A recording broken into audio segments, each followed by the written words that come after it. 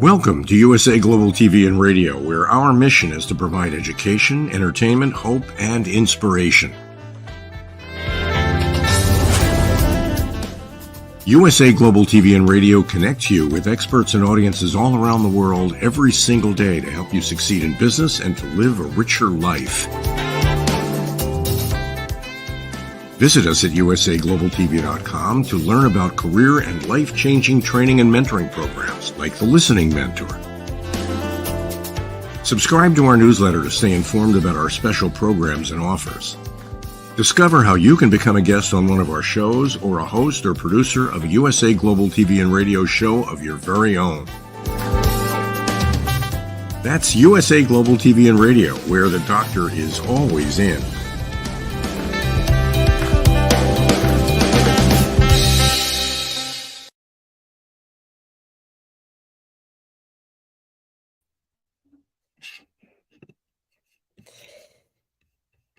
Good morning, good afternoon, good evening. Welcome home to USA Global TV and Radio. Our show today is Hot Topic.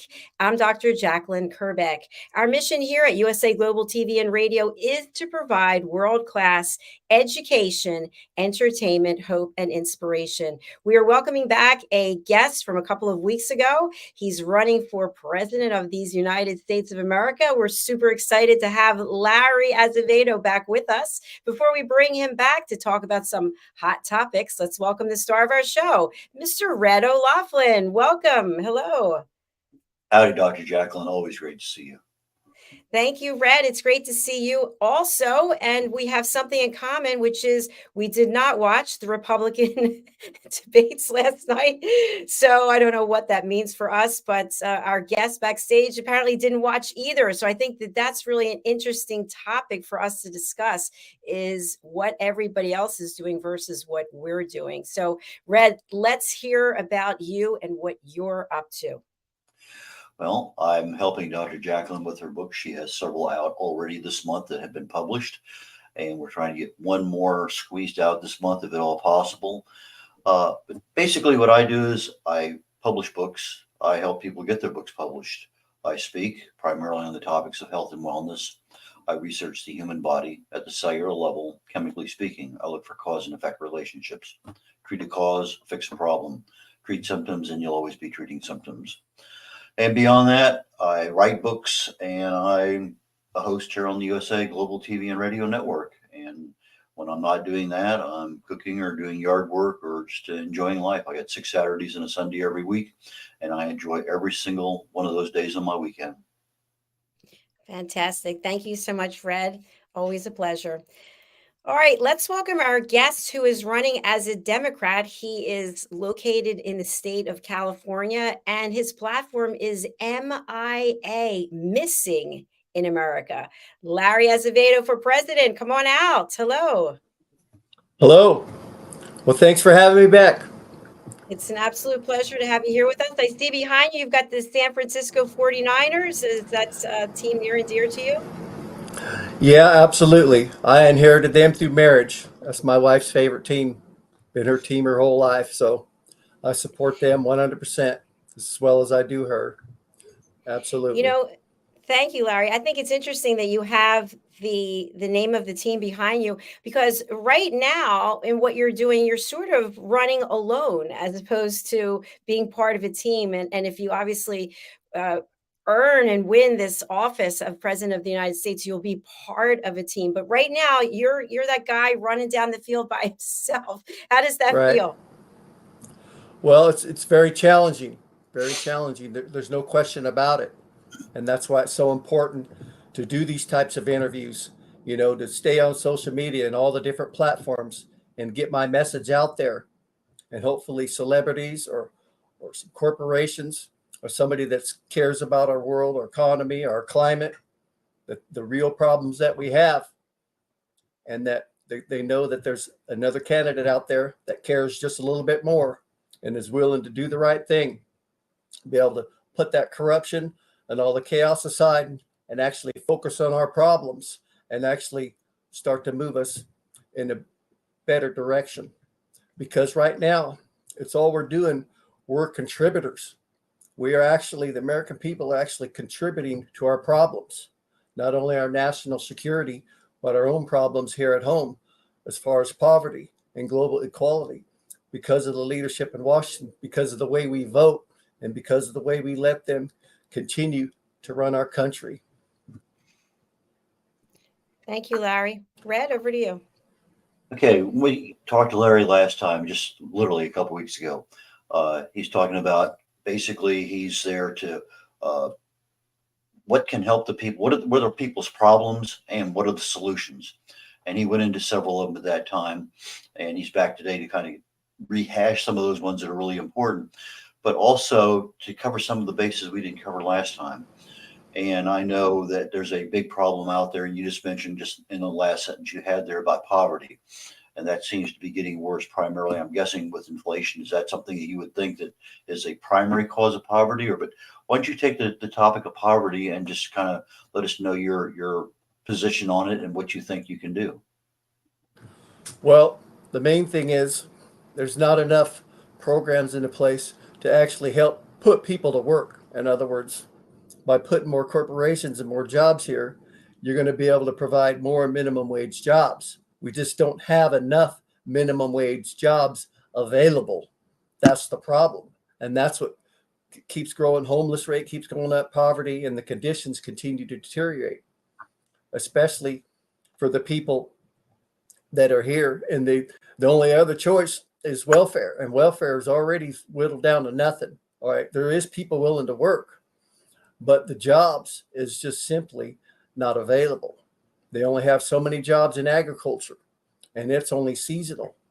And the rest of the jobs around here, they're just not cutting it because they're already taken. And it's just your regular run of the mill, your fast food or your big box. They're not building enough here.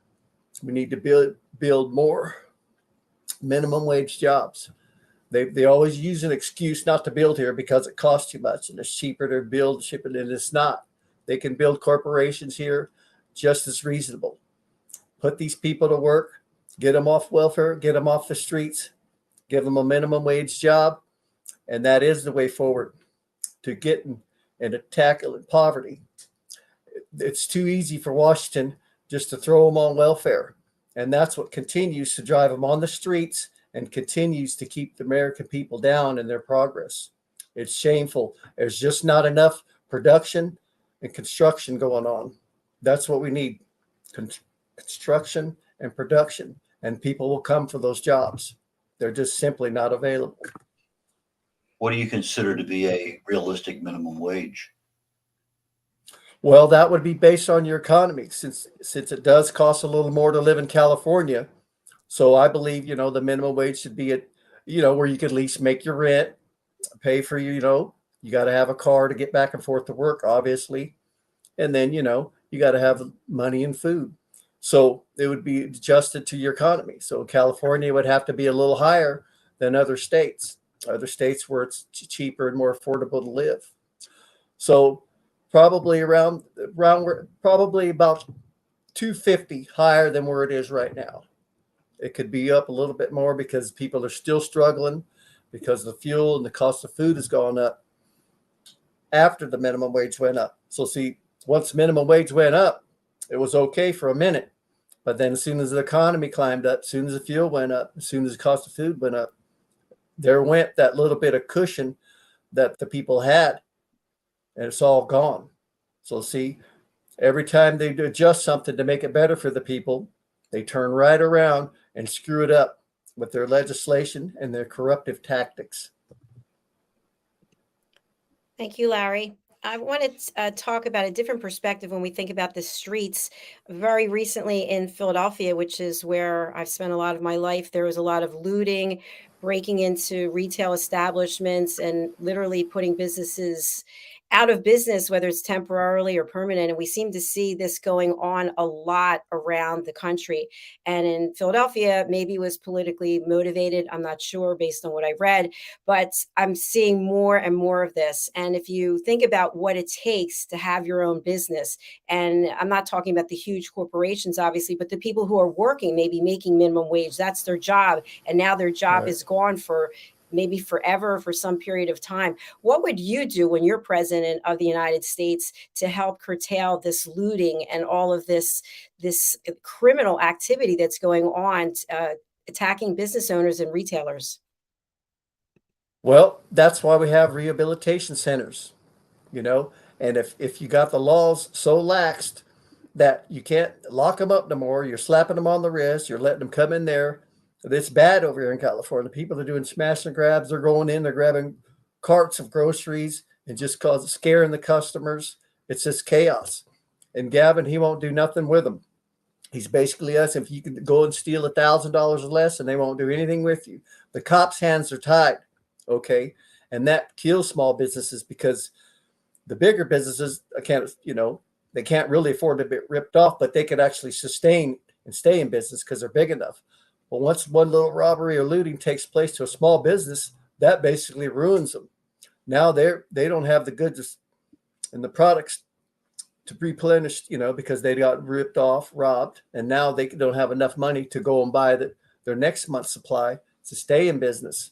So we have to simply get tougher on crime. That's why we have rehabilitation centers. And also, some of the homeless population's been doing that. We got some problems around here in the smaller towns. We moved the camps, okay?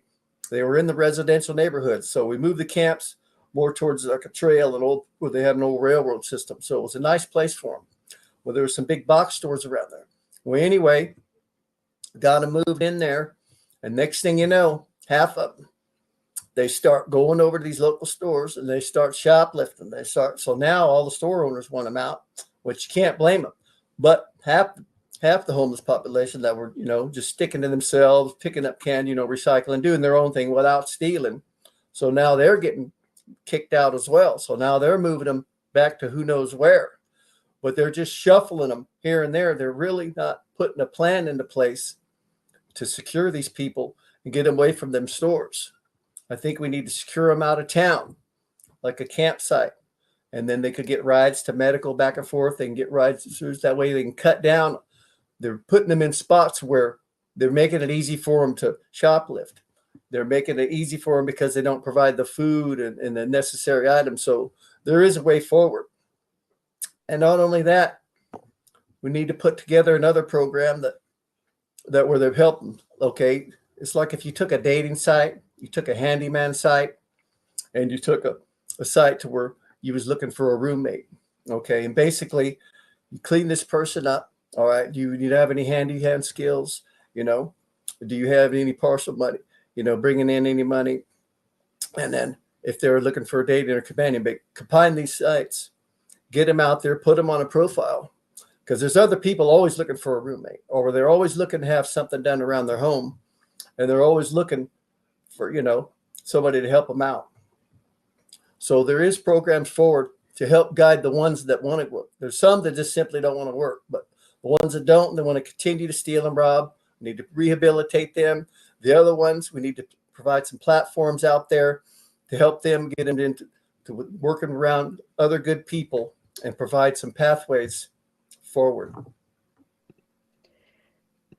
Larry, one of the things that I've heard, I'm not so sure about, I'm not certain that you have a good plan for it, but since you brought up this issue about homeless and moving them, I know at least where I've seen it and where I hear about it in my local news and everything, is that a very large percentage, 80% or more homeless, are generally people who want to remain there regardless of whatever it is. And they put it under the title of mental health illness. And so even if you move them to another location physically, that doesn't solve the basic problem of why they're homeless or why they won't work or whatever it may happen to be. Is part of your solution of creating these areas and trying to make opportunities taking into account the treatment for mental health? Well, that's the thing. We need large rehabilitation homeless shelters, something that's permanent.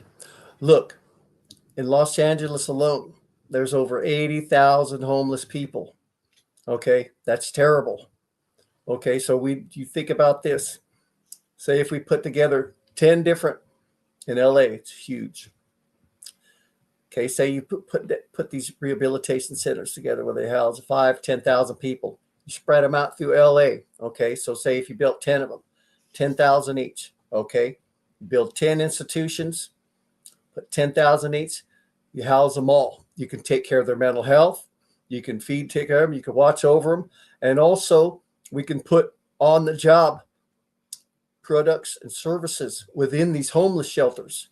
This is the way forward. They will work. You address their mental health, and a lot of it's because they're homeless, because they think nobody's taking care of them. Yes, they need to get out and work, but like I said, the jobs are just simply not available. So if you think about our regular rehabilitation centers that need to be overhauled because they're inhumane, locking people up, and most of them because they're drug, but that's a different issue. We'll get into criminal justice later. We need to think about this on a large scale. We need to put these large rehabilitation homeless centers together, put some 24-hour jobs in there, 3 8-hour shifts where they make products and services. They get their mental health, they get somewhere to stay and eat, and they have somewhere to work, all in one big institution. This is the way forward. This ridiculousness, all these homeless camps, all these stores looting, and this is going on, and ain't nobody addressing it. It's time to put a plan like this into action and move forward and just deal with it. And then if you do it right, it'll actually sustain and pay for itself. You won't be draining off the streets, tearing up our stores, and draining off the American taxpayers' dollars. It's time to put something like this into action. There it is there. Thank you, Larry. Appreciate it. I do have a follow-up question in reference to what Red asked and also to what I asked previously, which is there seems to be across this country some sense of entitlement and a lack of empathy and a lack of compassion. And at least from what I read in Philadelphia, the people who committed these crimes were people who were in 18 to 20 something. And so what I'm wondering is, what are your thoughts, your philosophy about revamping education so that people actually learn how to effectively communicate with each other and discuss issues instead of taking the law into their own hands because they're not happy with the way things are going? Well, absolutely. That's very important. It's the education system itself is the problem. We're not teaching them the most important things, and that's how to live, get along with one another, and go to work in today's day and age. That's the problem. They're too worried about teaching them super math or all these other ridiculous classes that doesn't suit them. When the average graduates, they usually go get a job, okay, and they go into society, and half the things they learn in school doesn't apply to them or they don't use them. That's why we have these problems, especially on the mental health issues. Teach them how to get along better in school. This starts at a very early age. If you don't start in kindergarten, preschool, first grade, fifth grade, all the way through school, how do you expect an 18-year-old, 20-year-old to get out there? Because they were never taught at an early age to get along, to work things out. And as they move through school, all these teachers out there, they have it hard enough because they're the pay scale and the oversized, overcrowded classrooms. There's a struggle out there. We need a uniform policy that, all right, they sit down, they put this curriculum together. There's enough scientists, enough mental health people out there. All right, this is going to create a better behaving student. And not only that, it's going to prepare them financially better as well. So if you got a better behaved student and a better financially prepared student, the chances are they're going to succeed. Thank you. Well, that kind of brings up into my mind, that's fine when you have the homeless that have been raised in our education system and abandoned, but now you have immigration, thousands coming in every day, and they're being delivered to various places around the United States. You know, that adds to the homeless situation. It adds to crime. It adds to drugs. It adds to so many different problems. And education just seems to be at the very bottom of that list of anything with the homeless, but with inflation. But let's talk about immigration for a little bit, because I think that's a very major portion of the problem in the United States. Is you have 100 different countries flooding in, different languages, different cultures, lots of things. So why don't you take that one away and give us your thoughts on that? Oh, absolutely. The problem is they need control limits. Okay. They're simply flooding us. We have to restrict them out. In other words, the amount of jobs available in any one given area, there's already a limit. And like I said, there's already a shortage of jobs just with the amount of people already here. So when you got immigration flooding in from all these different countries, okay, all you're doing is overloading our system. You're overloading our schools. You're overloading our welfare system. The government knows this. And all they're doing is keeping extra people around to keep your wages down. That way they don't give you raises. So if you quit your job, there's plenty of other people to take your job. They do this on purpose. But we got to start holding our sponsors accountable. Okay, if you bring so many people over here, or whoever brings the people over here, that you let them come over here, whether it's Washington or just a sponsored corporation said they need people. We need to make sure and follow these people, see the ones that are actually getting jobs, or even if there's a job available.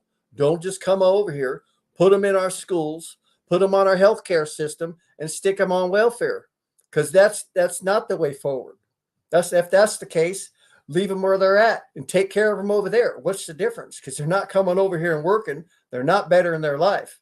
They're making our life harder. This back to the contributor. You're contributing to our own problems.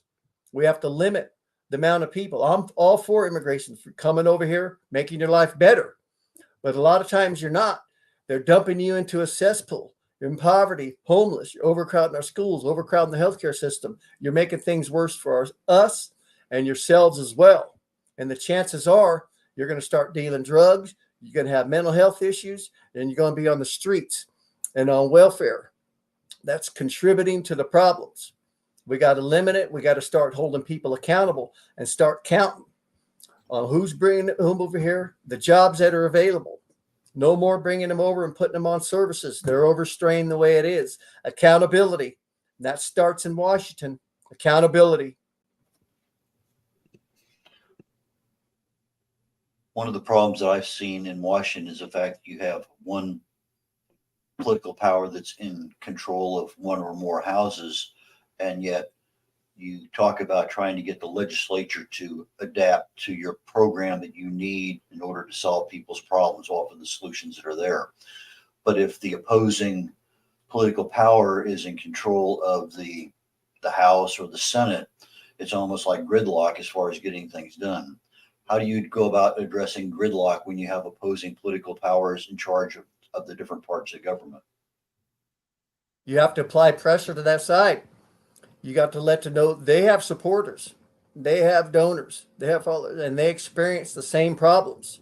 And you have to show them, and they know them, and they know the problems. And the only way it's going to change is going to take coming together.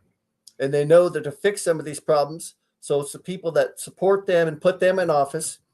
You have to convince them through better legislation and better policies. And once you get them on your side, then they'll force their hand and make those suckers move over there in Washington to flex for the greater good, more towards the middle.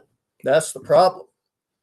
And if you get a candidate that's willing to do that up the middle, because right now you see it, they're either extreme left or extreme right. There's really actually no candidate that's actually wanting to work up the middle or actually with both of them. You see all the political infighting. I'm telling you straight.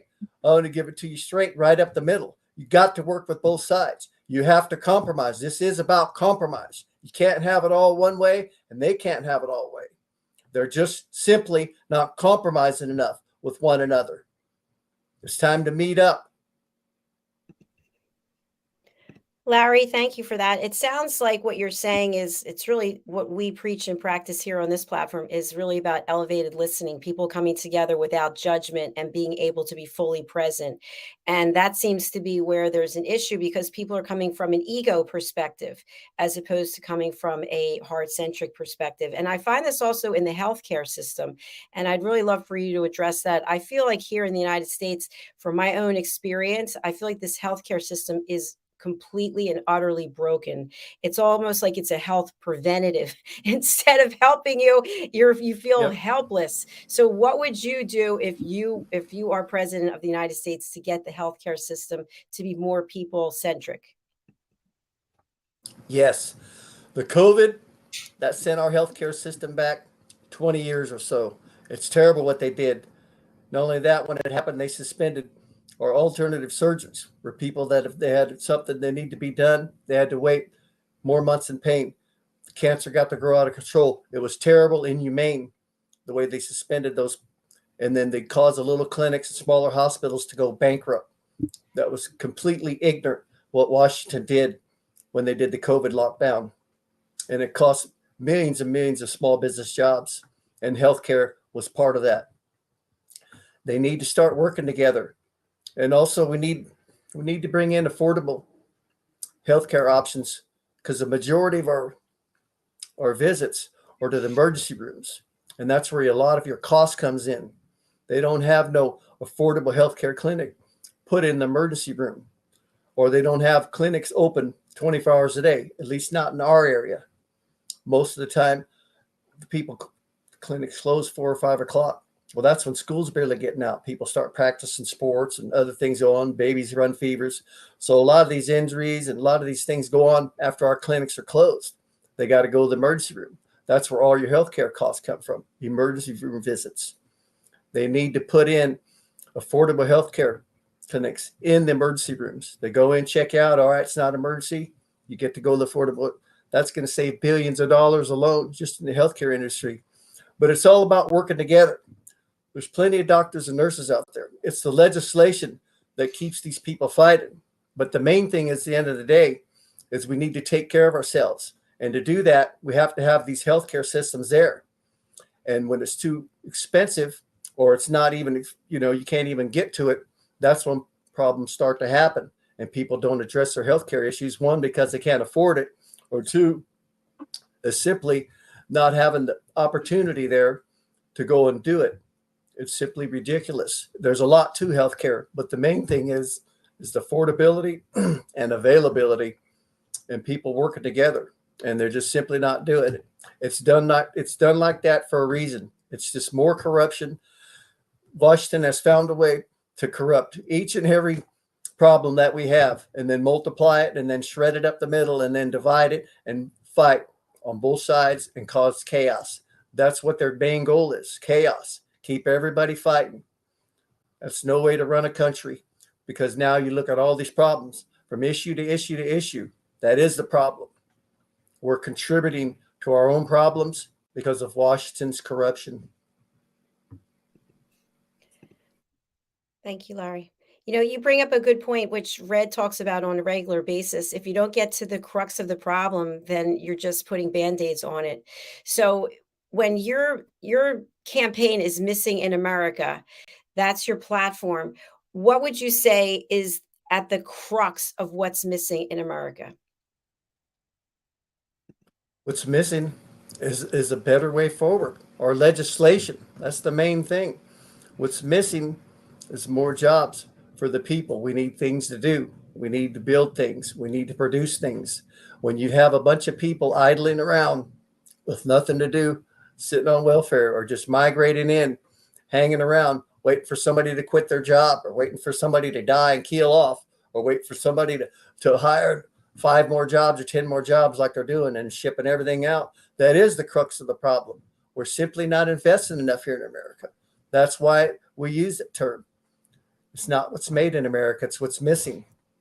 You can't simply keep sending out all our jobs and all our money to a handful of foreign countries. We simply have to invest more and build more here. Just as plain and simple.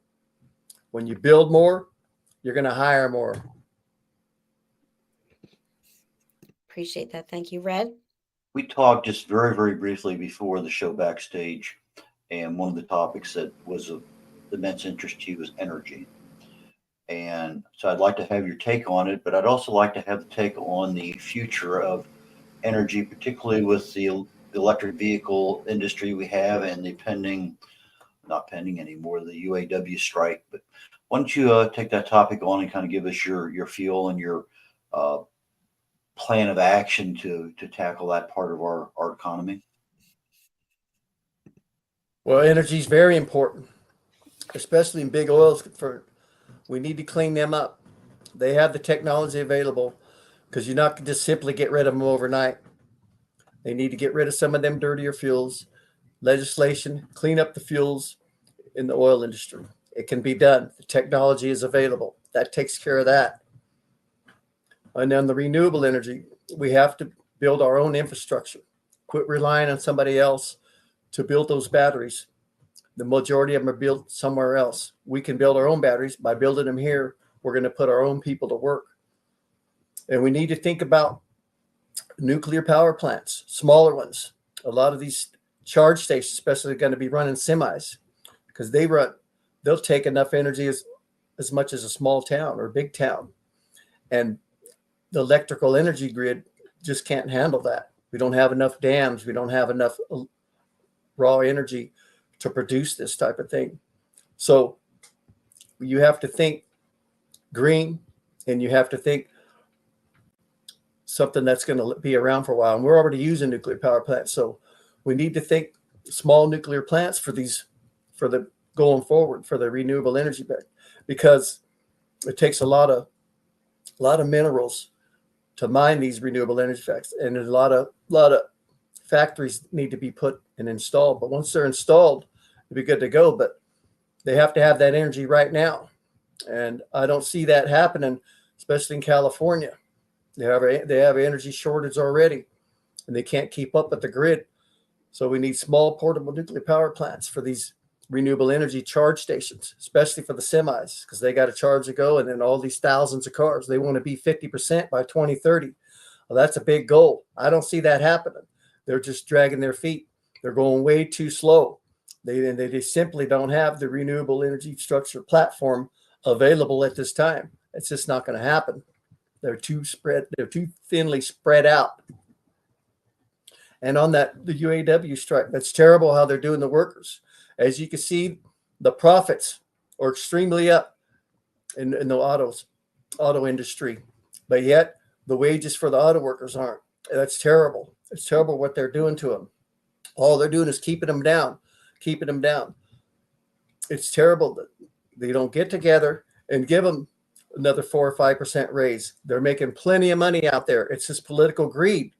You can put legislation into place and you force these corporations. Look, these people have to make a living. You're making plenty of profits, a profit to margin, so you can pay your worker, so they can pay their bills. They got mortgages, they got bills to pay. The cost of living is extremely high.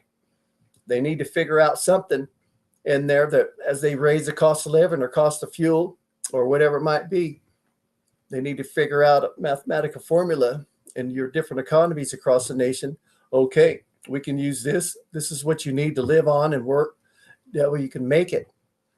It's simply inefficient what they're doing and causing these strikes. It shouldn't be like that. It's terrible. You do see this time and time again across all the industries. If we had better legislation and laws into place that force the corporations, okay, the cost of the economy, this is what it costs for the average person to live and work here. Okay, this is what they need to be paid. And if you're doing this type of job, you have this type of skill, well, then this is what you need to be paid, because you're getting paid for what you know, the skill that you have, so on and so forth. And they just don't appreciate that no more. The auto industry don't appreciate the skill that you went to college. You got all these student loans, all these things you learned, and all these loans you got to pay back. They simply do not appreciate this is not just the auto workers. This is all the corporations. They simply don't appreciate the American worker anymore. They need appreciation programs put back in there, or create a tax where they can get it back one way or the other. We need to fix this. It's not right. It's unjust for the American working people. So I take it that you're in full support of labor unions, because it seems like that is one of those things that cycles back and forth. At some point in time in our history, they're very important. Other points in time, they don't seem to be. But I'm getting from you right now, you're a major supporter of labor unions. Yes, but you have to be careful. some of those leaders in the labor unions, they tend to lean too far toward the company's interest. So if you look at some of them out there, they're kind of on the worker side, which is great. What you see, you really don't hear a lot about. They don't have a lot of problems. But the ones like this, the problems they're having, they're leaning too far towards the auto industry. They're not leaning enough for the workers. So that's where they politically motivated, because his next position is probably going to be in corporate. Once he leaves them people, or she, whoever it might be at the time, basically they say they're for you and they're not. That's the number one problem.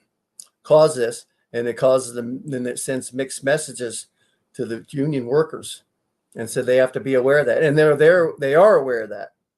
And a lot of times that they can't see it and say nothing, because then they're going to be put on the spot. But it's just corruption.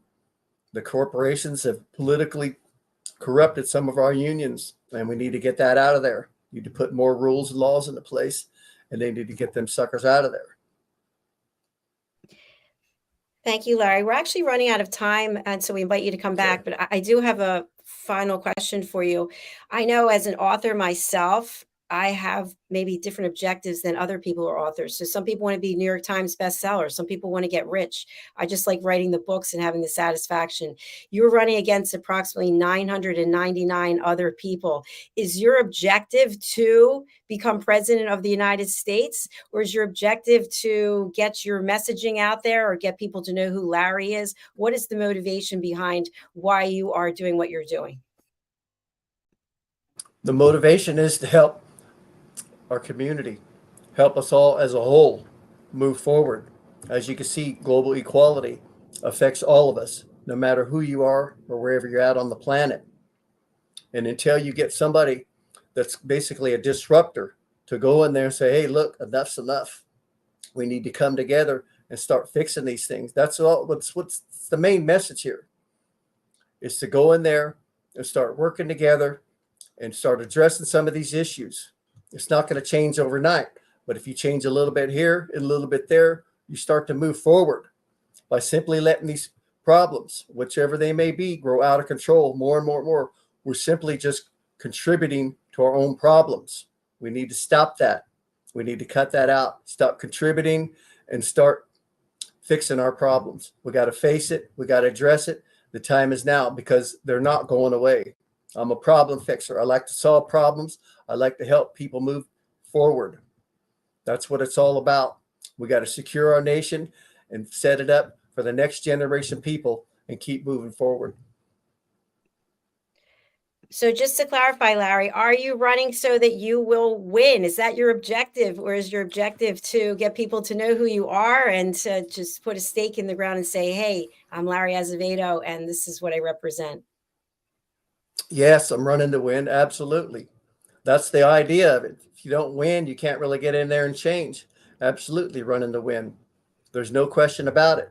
Just want to know who I am, what I'm about, and the direction I want to take us in. Absolutely, you want to win, because if you don't win, you can't change anything. So that's just the way it is. People are aware of the problems out there. All right, Larry, thank you. I like the passion there, the commitment. Let's take a look at your website, which is Azevedo 4 president.com. All right, Larry, tell us where we should go here on this site to show people who are watching what you represent and where they can find out more information about you. You just go check it out. You can go to the speeches section. You can see here at the beginning, you go to where I went out, met people, small business owners, all that. It's where I went, different towns, different organizations. And then from there, you go to about, you can learn about me. There's some videos. And then once you move forward, you can go down to the speeches section. There's a lot of videos on all our different problems, some solutions and directions that we can go in. And also past that, I wrote my policies on some of the things that we need to do to fix our problems. I wrote them personally. It took me months to do that. So basically, it's right there.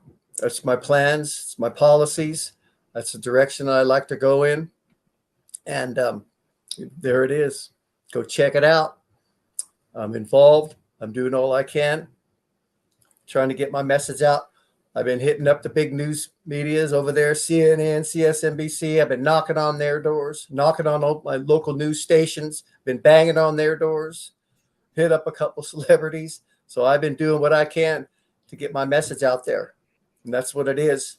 It's about moving it to the next level, getting recognized out there. Hey, this is what I want to do. This is the direction I like to go in.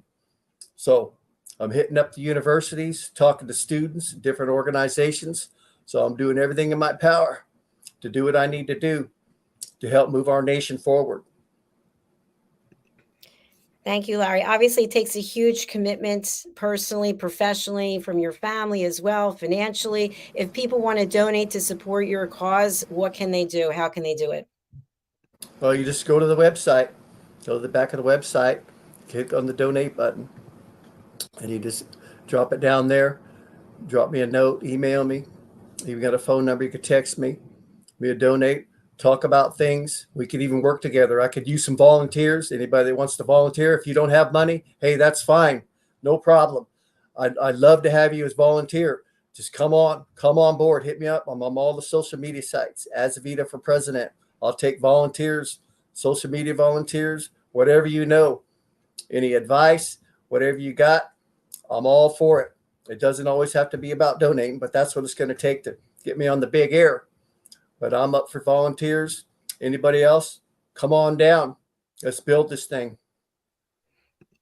Most of our audience is video, but we do have some audio out there. So for our audio audience, Azevedo for president is Azevedo, Azevedo, for the number 4 president.com. Thank you, Red. Thank you, Larry, for being here. We wish you continued success, and we hope that you come back and meet with us again soon. Absolutely. My pleasure. Thank you so much. Thank Bye-bye. you. Bye. Bye, Larry. Well, it's great to see Larry back, and he's still energetic and enthusiastic. I imagine what he's doing can be very daunting. We have to go do interview after interview, constantly putting yourself out there. But I guess that's what it takes. You should know that you're putting yourself out there how many times a week? And again, I'm not going to say it's like a presidential candidates tour, but you have this topic this morning, the next topic is this, the next topic is that, and it's all over the place. And even though you may be guiding the discussion, there's still a lot of activity that you have to do as the owner of the USA Global TV and Radio Network that holds this whole thing together. So there's a lot of demand on you from that perspective. And I think from almost any corporate executive, you have your responsibility, whether it's marketing or manufacturing or any number of other things. You just got a lot of balls in the air going at all the same time. And, when you're running for president, maybe it's 25 balls as opposed to global TV and radio, where you may only have 15 balls, but it's still a lot of balls that you got to juggle and keep them going, because if something falls off the rails, that can be disastrous, and that's not something we need. Absolutely. Absolutely. Thank you, Red. And thanks for being here on Hot Topic today. I know you're coming back, as am I, right after this for Food and Our Emotions.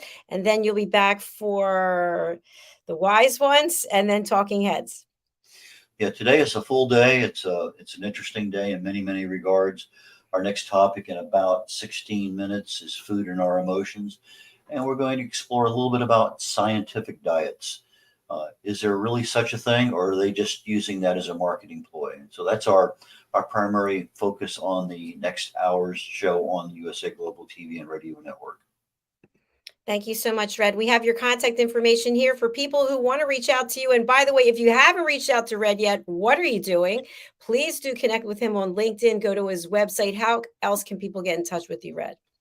My 2 preferred methods of contact are phone. Just give me a call, 281-687-1188, 281-687-1188. Just give me a call. Or email red, like the color red, R-E-D, .O'Laughlin, OLAUGHLIN. So it's redol.O'Laughlin@gmail.com.